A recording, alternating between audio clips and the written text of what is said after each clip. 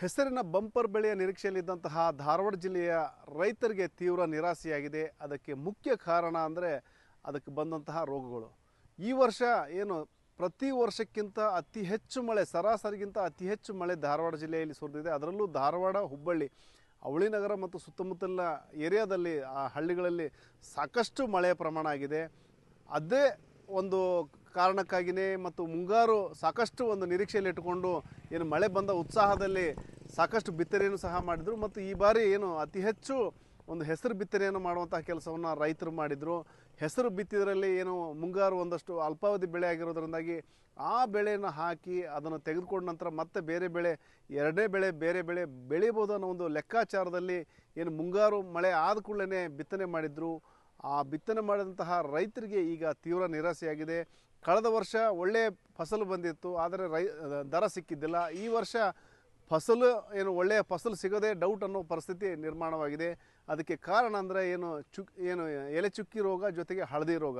ಎಲ್ಲಿ ಅತಿಯಾದ ತೇವಾಂಶದ ಕಾರಣದಿಂದಾಗಿ ಹೆಸರು ನಾನಾ ರೀತಿಯ ಒಂದು ಕಾಯಿಲೆಗೆ ತುತ್ತಾಗಿದೆ. ಇದರಿಂದಾಗಿ ಹೂ ಬಿಟ್ಟು ಕಾಯಿ ಕಟ್ಟುವ ಹಂತದಲ್ಲಿ ಸಾಕಷ್ಟು ತೊಂದರೆಗಳನ್ನ ಎದುರಿಸ್ತಾ ಇದೆ. ಇದರಿಂದ ಈಗಾಗಲೇ ಕೃಷಿ ಇಲಾಖೆಯ ಅಧಿಕಾರಿಗಳು ಫೀಲ್ಡ್ ವಿಸಿಟ್ ಮಾಡಿ ಸಾಕಷ್ಟು ರೈತರಿಗೆ ಸಲಹೆಗಳು ಕೊಟ್ಟಿದ್ದಾರೆ. ಅದರಲ್ಲೂ ಕೆಲವೊಂದು ಔಷಧಗಳು ಸಿಂಪಡಣೆ ಮಾಡಲಿಕ್ಕೆ ಸಜೆಸ್ಟ್ ಮಾಡಿದ್ದಾರೆ. ಆದರೆ ಇಲ್ಲಿ ಸಮಸ್ಯೆ ಏನಾಗ್ತಾ ಇದೆ ಅಂದರೆ, ಈಗೇನು ಔಷಧ ಸಿಂಪಡಣೆ ಮಾಡಬೇಕು, ಅದಕ್ಕೇನು ಮಳೆ ಒಂದಷ್ಟು ಗ್ಯಾಪ್ ಕೊಟ್ಟರೆ ಔಷಧ ಸಿಂಪಡಣೆ ಮಾಡಿದರೂ ಸಹ ಅದರ ಫಲ ಸಿಗುತ್ತೆ.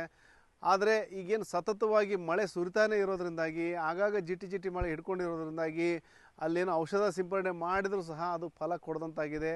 ಮತ್ತು ಅದಕ್ಕೆ ಒಂದಷ್ಟು ಯೂರಿಯಾ ಗೊಬ್ಬರ ಹಾಕಿದರೆ ಒಂದಷ್ಟು ಇನ್ನಷ್ಟು ಆ ಒಂದು ಚೇತರಿಕೆ ಕಾಣುತ್ತನ್ನೋ ಒಂದು ಅಭಿಪ್ರಾಯ ರೈತರದಾಗಿದೆ. ಅಲ್ಲಿ ಯೂರಿಯಾ ಗೊಬ್ಬರ ಹಾಕಬೇಕಂದ್ರೂ ಸಹ ಇಲ್ಲಿ ಸ್ಟಾಕ್ ಇಲ್ಲ, ಎಲ್ಲೇ ಹೋದರೂ ಸಹ ಯೂರಿಯಾ ಗೊಬ್ಬರ ಸಿಗ್ತಾ ಇಲ್ಲ. ಹೀಗಾಗಿ ಒಂದು ಕಡೆ ಯೂರಿಯಾ ಗೊಬ್ಬರ ಹಾಕ್ಲಿಕ್ಕೆ ಆಗ್ತಾ ಇಲ್ಲ, ಮತ್ತೊಂದು ಕಡೆ ಔಷಧ ಸಿಂಪಡಣೆ ಮಾಡೋಕ್ಕಾಗ್ತಾ ಇಲ್ಲ.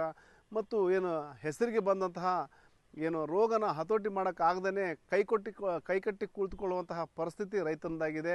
ಇಲ್ಲಿ ಧಾರವಾಡ ಜಿಲ್ಲೆ ವಿಚಾರಕ್ಕೆ ಬಂದರೆ, ಇಲ್ಲಿ ಪ್ರತಿ ಬಾರಿ ಏನಿಲ್ಲ ಅಂದ್ರೆ ಒಂದು 60-70 ಸಾವಿರ ಹೆಕ್ಟೇರ್ ಪ್ರದೇಶದಲ್ಲಿ ಬಿತ್ತನೆ ಮಾಡ್ತಾರೆ, ಹೆಸರು ಬಿತ್ತನೆ ಮಾಡ್ತಾರೆ. ಈ ಬಾರಿಯೂ ಸಹ 60 ಸಾವಿರ ಹೆಕ್ಟೇರ್ಗೂ ಹೆಚ್ಚು ಪ್ರದೇಶದಲ್ಲಿ ಹೆಸರು ಬಿತ್ತನೆ ಮಾಡಲಾಗಿದೆ.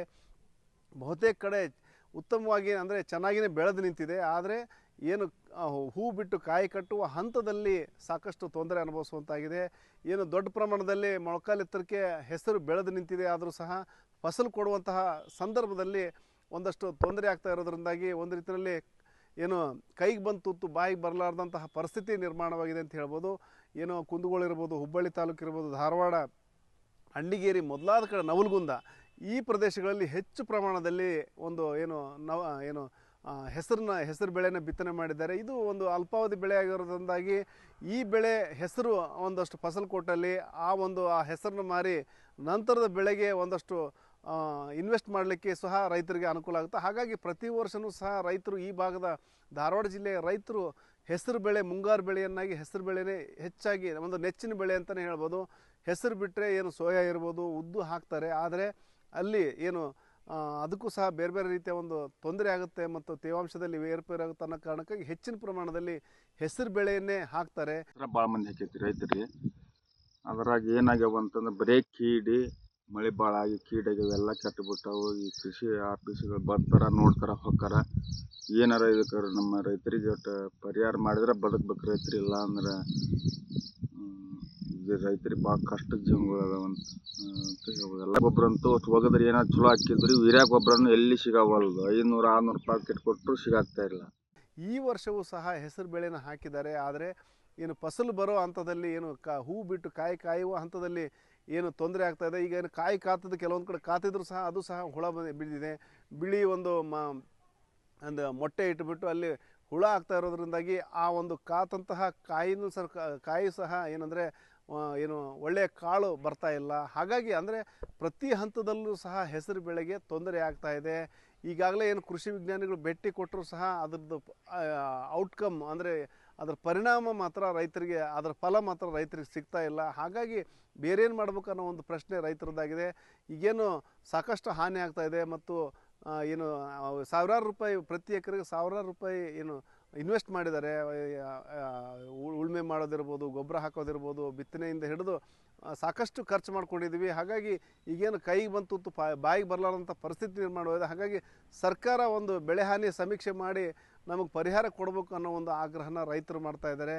ಮತ್ತು ಈಗಾಗಲೇ ಬೆಳೆ ವಿಮೆ ಸಹ ಮಾಡಿಸಿದ್ದಾರೆ. ಆದರೆ ಏನು ಆ ಒಂದು ಲಾಸ್ ಆಗುತ್ತೆ, ಆ ಲಾಸನ್ನು ಕಟ್ಟಿಕೊಟ್ರಷ್ಟೇ ಆ ಬೆಳೆ ವಿಮೆ ಫಲ ನಮಗೆ ಸಿಗುತ್ತೆ, ಇಲ್ಲದೆ ಹೋದರೆ ನಮ್ಗೆ ಸಂಕಷ್ಟ ಎದುರಾಗುತ್ತೆ ಅನ್ನೋ ಒಂದು ಮಾತನ್ನು ರೈತರು ಹೇಳ್ತಾ ಇದ್ದಾರೆ. ಹಾಗಾಗಿ ಎಲ್ಲ ಒಂದು ಕಡೆ ಈಗೇನು ಮುಂಗಾರು ಬಂದಿದೆ ಅಂತ, ಮುಂಗಾರು ಹೆಚ್ಚು ಮಳೆ ಬಂದಿದೆ ಅಂತೇಳಿ ಖುಷಿ ಪಡ್ತಿದ್ದಂತಹ ರೈತರಿಗೆ ತೀವ್ರ ನಿರಾಸೆಯಾಗಿದೆ. ಅದರಲ್ಲೂ ಹೆಸರು ಬೆಳೆ ಹಾಕಿದಂತಹ ರೈತರಿಗೆ ದೊಡ್ಡ ಕಂಟಕನ ಎದುರಾಗಿದೆ ಅಂತ ಹೇಳ್ಬೋದು. ಈಗ ಹೋದ ಸರೇನೋ ಹಾಳಾಗಿ ಹೋದ ಸರ, ಈ ವರ್ಷ ಮತ್ತಿಟ್ಟು ಜಾಸ್ತಿ ಬಿತ್ತಿದ್ವಿ. ಏನೋ ಹೆಸರು ಬೆಳೆಯಿಂದ ಒಟ್ಟು ಏನೋ ಅದಕ್ಕೆ ಖರ್ಚು ಕಡಿಮೆ ಐತೆ ಅಂತ ಮಾಡಿದ್ವಿ.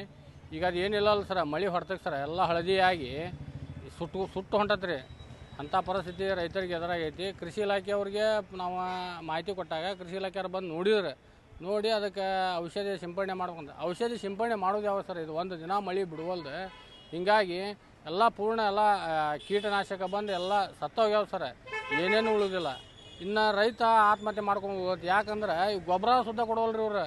ಏನೋ ಗೊಬ್ಬರ ಹೋಗಿದ್ರೆ ಹಳದಿ ಆಗಿದ್ದು ಪೀಕ್ ಏನೋ ಕಲರ್ ಬರುತ್ತೆ ಅನ್ನೋ ಆಸೆ ಐತ್ರಿ.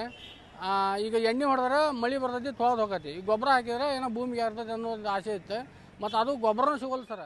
ಹಾಗಾಗಿ ಈಗೇನು ರೋಗ ಬಂದಿದೆ, ಆ ರೋಗದಿಂದ ಸುಧಾರಿಸಿದಲ್ಲಿ ಒಂದಷ್ಟು ಬೆಳೆ ಅಂದರೆ ಏನು ಅವ್ರು ನಿರೀಕ್ಷೆ ಮಾಡಿದಷ್ಟು ಬೆಳೆ ಬರಲಿಲ್ಲ ಅಂದರೂ ಅಟ್ಲೀಸ್ಟ್ ಅರ್ಧ ಪ್ರಮಾಣದ ಬೆಳೆ ಆದರೂ ಬರ್ಬೋದು ಅನ್ನೋ ಒಂದು ಲೆಕ್ಕಾಚಾರದಲ್ಲಿದೆ. ಅದಕ್ಕೂ ಸಹ ಒಂದು ಕಂಟಕ ಅನ್ನೋ ರೀತಿಯಲ್ಲಿ ಮಳೆ ಸತತವಾಗಿ ಸುರಿತಾ ಇದೆ. ಹಾಗಾಗಿ ಬೆಳೆ ಪರಿಹಾರ ಒಂದೇ ನಮ್ಮ ಮುಂದಿನ ಮಾರ್ಗ ಅನ್ನೋ ಒಂದು ಮಾತನ್ನು ರೈತರು ಹೇಳ್ತಾ ಇದ್ದಾರೆ. ಶಿವರಾಮ ಸುಂಡಿ, ನ್ಯೂಸ್ 18 ಹುಬ್ಬಳ್ಳಿ.